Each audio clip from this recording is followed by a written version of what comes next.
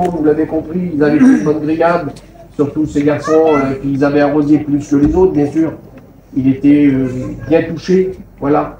Et je sentais, quand il me parlait, il était respectueux, il n'était pas déplacé, mais je sentais l'alcool, je sentais le pastis, je sentais l'alcool, je sentais le vin, il sortait de l'odeur de sa bouche. Et puis mon oncle, pourquoi t'es pas? J'ai mon conflit, t'as vu, voilà, j'ai pas voulu venir. Et puis d'un seul coup, mais en fraction de quelques secondes, ces quelques garçons qui étaient là, je vous dis la vérité, comme si il y a une puissance spirituelle de Dieu, bien sûr. Ils se sont presque enfuis, ces garçons-là. En 1, 2, 3, je me suis retrouvé tout seul, alors qu'ils étaient en train de nettoyer les affaires, je me suis retrouvé, moi, tout seul avec ce garçon. Et d'un seul coup, le Saint-Esprit m'a poussé dans mon cœur à lui parler de l'amour de Jésus, que Jésus l'aimait toujours, que Jésus l'attendait toujours. Et des larmes, des grosses larmes ont commencé à couler de son visage. Et puis il me disait, mon oncle, je peux pas, mais je disais, mon fils.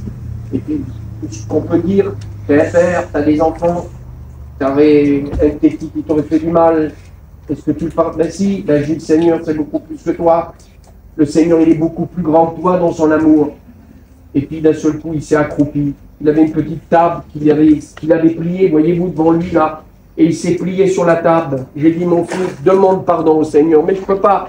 J'y fais-le. Il y a trop longtemps que le diable te fait du mal. Et là, il s'est repenti dans un état d'alcool. C'est incroyable, ça nous dépasse. On aurait des principes en disant, peut-être que si j'aurais été sur les principes, j'aurais dit, bon, j'y parlerai mieux de Jésus demain. Il n'est pas dans un état d'écouter de la parole de Dieu. C'est trop pur, la parole de Dieu. Et dans l'état qu'il est, il est trop souillé. Mais le Saint-Esprit, lui, le Seigneur Jésus, lui, Amen. Dieu le Père, Amen. Amen. Je dis cela, peut-être que ça peut faire du bien à quelqu'un, je ne sais pas, je ne vous connais pas, je ne parle pas qu'il y aurait parmi nous quelqu'un qui force sur l'alcool, c'est pas ce que je veux dire, mais qui quelque part, dans un autre moyen, se trouve pas en conformité, si vous aimez mieux, par rapport à l'Évangile. Vous êtes venus peut-être par respect, parce que c'est des garçons qui viennent de l'extérieur. Peut-être vous êtes dans une situation ressemblante à ce que je suis en train de vous expliquer. Et ce garçon a commencé à crier à Jésus, à parler au Seigneur, à demander pardon au Seigneur.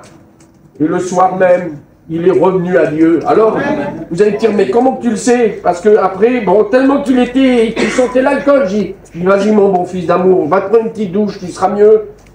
Et puis il me disait, mais je ne comprenais pas. Il me disait, mon oncle, il n'y a pas que l'alcool, c'est pas l'alcool. Il me faisait comprendre, vous le dire, ce que je suis en train de vivre là, ça dépasse l'alcool.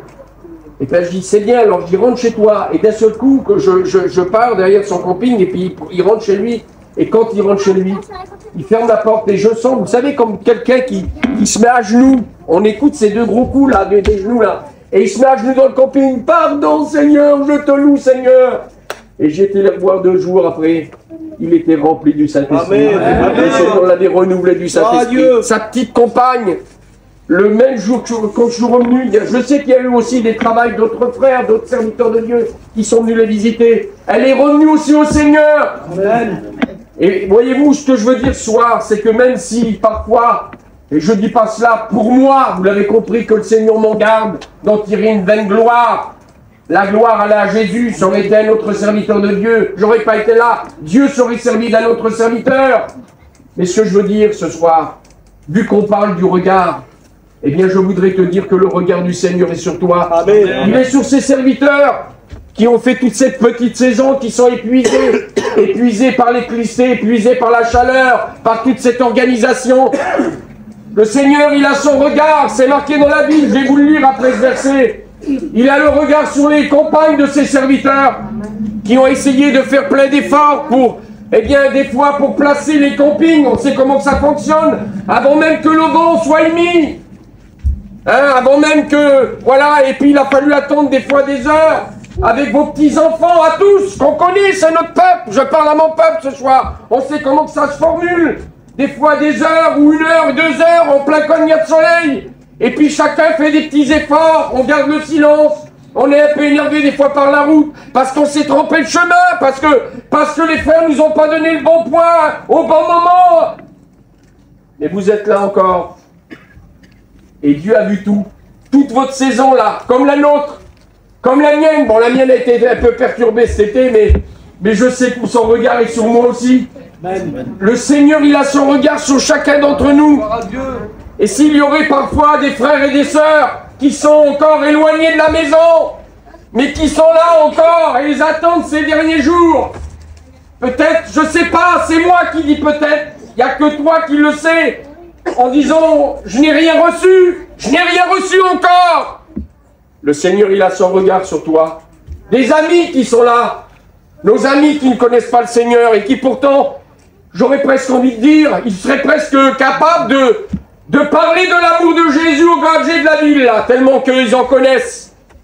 Mais ils ne connaissent pas le Seigneur encore. Jésus n'est pas rentré dans leur vie encore. Ils ont vécu des belles expériences.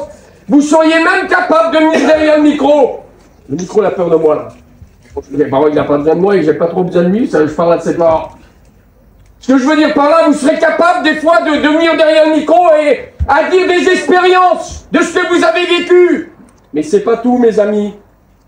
Faut que ça aille plus loin. Amen. Le regard du Seigneur, il est sur toi. Et je vous lis le texte de la Bible parce que je vais pas être très long. J'ai que ça dans mon cœur. Alors je vais pas multiplier les mots, mais je voudrais vous encourager à tous. Dans le livre de Job, vous connaissez l'histoire de Job et tous ces problèmes qu'il a eus, ses difficultés, ses combats, ses persécutions qu'il a eues par rapport à son entourage. Eh bien voilà ce qu'il dit dans ses paroles au chapitre 34, versets 21 à 23. Car Dieu porte les yeux sur les voies de l'homme. Il regarde tous ses pas. Seigneur Jésus. Il n'a pas que le regard sur l'homme de loin, voyez-vous, lointain. Parce que quand on parle souvent de foi, certains parlent de Dieu par rapport à la petite connaissance qu'ils ont. Pour eux, Dieu est loin. C'est le Dieu de l'univers, le Dieu immense. Et pour ceux qui le connaissent bien, ils savent que c'est pas que le Dieu de loin, c'est le Dieu de près aussi. C'est le Dieu qui vit dans leur maison. C'est le Dieu le matin qui parle avec lui, qui présente leurs petits besoins financiers, matériels, qui présente leurs petits-enfants, leurs familles au loin, qui présente leur propre vie, leur propre foyer, qu'ils mettent entre ses mains. Et c'est par rapport à l'approche que l'on a avec Dieu, eh bien que je voudrais presque dire qu'on conçoit que Dieu est proche de nous et que son regard est sur nous. Peut-être c'est ce qui t'a échappé. Tu penses que tout ce que tu as fait, tout ce que tu as vécu pendant ces mois ou ces semaines, si tu es venu un petit peu en retard, en disant « ma vie passe inaperçue », Dieu n'a pas les regards sur moi. Il bénit les autres et pas moi. Je vais dire des mots peut-être désagréables, mais pour être compris, Dieu fait la préférence. J'ai l'impression que tel et tel foyer, eh bien, ils ont reçu leur bénédiction. Et moi, ça fait des années que je l'attends. Eh bien, peut-être que tu demandes mal. Ou peut-être que tu ne fais pas ce qu'il faut faire. Vous savez, quand on s'approche de Dieu, pardonnez-moi, je le dis, vous savez, j'ai l'impression d'être prétentieux en prononçant ces mots, mais c'est pas ça en vérité. Je vous dis comme je sais parler, pas autrement, je ne sais pas comment vous dire autrement. Quand on s'approche du Seigneur, c'est ce qui m'a appris déjà dans ma vie. Il faut venir vers lui avec un cœur humilié. Amen. Avec un cœur qui a besoin de lui, un cœur qui ne cherche pas à tricher, qui ne cherche pas à mettre un masque, qui ne cherche pas à dire de belles paroles, qui ne cherche pas à avoir un beau vocabulaire, parce que le Seigneur te regarde, et son regard est perçant, et que rien, ni un mur, ni ce que vous voulez, aucune paroi, aucune distance, eh bien, s'il a été capable d'écouter une prière d'un homme qui était dans le ventre d'un poisson et qui était aux racines des montagnes, Dieu a écouté sa prière. Il a commandé à ce poisson de remonter à la surface et de le vomir sur la plage. Peut-être que tu n'es pas si bas au sens spirituel. Tu es enfermé dans une cage, enfermé, emmuré, si t'es mieux. Et tu as l'impression que ta prière, il n'y a aucun accès pour qu'elle sorte. Eh bien, quand un malheureux crie, le Seigneur l'entend et il est capable de le délivrer de toutes ses détresses. Tu vois ces murs qui sont si épais pour toi et que tu ne te sens incapable que ta voix puisse franchir ces murs. Je voudrais te dire, si ton cœur est vrai, c'est le Seigneur qui traversera ces murs. Amen. Et qui viendra à ta rencontre pour te bénir, pour te tendre la main, pour changer ta vie, pour te délivrer de tes passions, pour te relever, pour te glorifier, pour te ranimer. Amen. Oui, la Bible dit, Dieu porte les regards sur l'homme. Et il y a un verset plus bas, il dit, il n'a pas besoin de prêter longtemps attention à un homme. Seigneur, c'est pas possible. Ben oui, nous sommes pourquoi? Nous sommes sa créature. C'est Dieu qui nous a créés, mes frères et sœurs, mes amis. Vous êtes la créature de Dieu. Eh bien, Dieu ne veut pas simplement que tu es sa créature. Il veut, mon ami, que tu deviennes son enfant. Amen, amen. Parce que Jésus revient et son plan d'amour. Je vous le dis de tout mon cœur ce soir. Prenez-le bien, ce que j'explique. Vous savez, hier, pas plus tard qu'hier, il y a un homme qui est pas converti. Et puis il me disait, moi je viens pas à Dieu et des fois je sors des réunions parce qu'il y a des prédicateurs qui parlent mal. J'ai dit, mon frère, tu sais, je l'ai dit comme je le sentais. Tu sais, quand le Seigneur Jésus a appelé les apôtres, il a appelé des hommes qui savaient bien parler. Quand on prend Matthieu, quand on prend d'autres hommes, que je vais pas citer tous les noms, mais ils avaient déjà un beau vocabulaire, mais je dis là aussi, choisi Pierre et André, c'était des pêcheurs. Ils pêchaient les poissons. Leur travail, c'était de nettoyer les filets après leur travail, et ils rentrent à la maison, et puis ils étaient peut-être dans leur petit patelin avec toute une... voilà, c'était pas du grand monde, quoi, c'était le petit peuple. Je dis, ce qu'il faut prendre, c'est ce qu'il y a de bon. C'est ce qu'on comprend surtout. Peut-être que c'est ton cas. C'est possible. Que tu as assisté à plusieurs réunions et puis que certains des frères, maladroitement, je vais le dire comme ça, parce qu'ils n'ont pas d'autre vocabulaire, certaines paroles t'ont blessé, t'ont vexé. Et puis le diable s'en est servi. Et à cause de cela, au lieu d'avoir avancé vers Dieu, alors que Dieu était en train de dévoiler certains secrets de ta vie, tu as fait marche arrière. Le diable est capable de se servir. Il l'a fait, excusez-moi, mais c'est vrai. Il s'est servi de sa parole à Jésus pour tenter Jésus. Vous croyez qu'il ne serait pas capable de se servir d'une maladresse mal prononcée alors que c'est la parole de Dieu? Mais quand Dieu te parle, mon frère, ma soeur, mon ami, c'est pour te faire du bien. Amen. C'est pas pour te faire du mal. Même si l'instrument n'est pas à la hauteur. Qui est à la hauteur? La Bible dit que quand les gens venaient vers le Seigneur, même ceux qui avaient été à un moment donné, vous connaissez ces textes, c'est l'huissier. Ça avait parlé les huissiers, hein. Devaient l'arrêter. Ils sont revenus sans Jésus. Mais comment ça se fait? Jamais homme n'a parlé comme lui. Mais nous, on n'est pas Jésus. On est des voyageurs. On essaye de s'appliquer. On a fait des écoles bibliques. Certains d'entre nous, on ne savaient pas lire. J'ai des petits étudiants que j'avais qui ne savaient pas lire. Pendant des mois, ils ont pris des petites gadgets pour les apprendre. Et puis ils ont appris à lire pour étudier la parole, pour la prêcher. Eh bien, on est de cette école-là. Était notre peuple. Je pense que ce n'est plus le temps. Excusez-moi si mes mots devant Dieu, je le dis parce que je l'ai dans mon cœur. Vous pensez que c'est le moment de faire des légèretés, si vous aimez mieux, de dire oui, mais moi ça ne me touche pas. Moi j'aimerais mieux que ça soit mieux expliqué. Écoute, c'est simple, Jésus t'aime. Jésus veut te sauver. Jésus revient bientôt. Jésus a donné sa vie pour toi. On ne peut pas trouver plus simple. Un enfant pourrait répéter les mêmes paroles que je suis en train de te dire. Mais à quoi que ça va te servir? À quoi que ça va te servir ce soir? Vas-tu répondre aussi simple que la parole de Dieu qu'elle t'a adressée? En disant, Seigneur, tu m'aimes? Seigneur, t'as donné ta vie, je le sais tout ça. Eh bien, je te donne mon cœur ce soir. Amen. Aussi simple, je te donne mon cœur. Et je me souviens de cette belle expérience. Un jour en 93 que j'avais vécu dans la région de Pau, là-bas, avec des frères, on prêchait l'évangile. Et Dieu faisait des grandes choses, il était en train de faire une œuvre, l'œuvre était déjà commencée, on a participé à la suite. Et puis ça a grandi de plus en plus, on avait commencé dans une petite cabane en bois, comme ça, le petit monde, la femme, ils avaient fait ça, l'homme, il avait fait ça pour sa femme, pour la petite cuisine, et puis ça a fini, c'était aussi large que le chapiteau d'ici, puis ça allait jusqu'au bout du chapiteau de la toile, là. Et il y avait à peu près 70-80 personnes dedans. Et puis après, à la réunion, il y a la présence du Seigneur était là, comme ce soir. Et puis, je ne sais plus pourquoi, mais voilà, dans mon cœur, si vous aimez mieux, ça faisait une petite allée au milieu, et au milieu de l'allée, là, j'ai avancé, je sais pas, c'était conduit par le Saint-Esprit, de toute façon, c'est sûr et certain. Et d'un seul coup, j'ai vu une jeune fille, excusez-moi de l'expression, J'ai pas d'autre expression. Le chenoupeau, il tombait là, tellement qu'elle pleurait. La morve, elle était là. Et elle disait, Seigneur, baptise-moi du Saint-Esprit. Seigneur, et des grosses larmes se mélangeaient. Et puis je l'ai arrêté tendrement. J'ai dit, ma fille, je dis, t'as rencontré Jésus? Alors avec ses gros yeux pleins de larmes.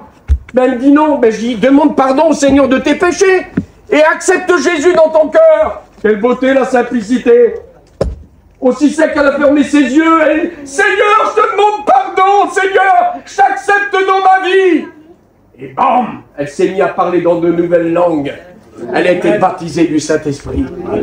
Ce soir, je vous demande pardon si mes mots à moi ne sont pas les plus adroits.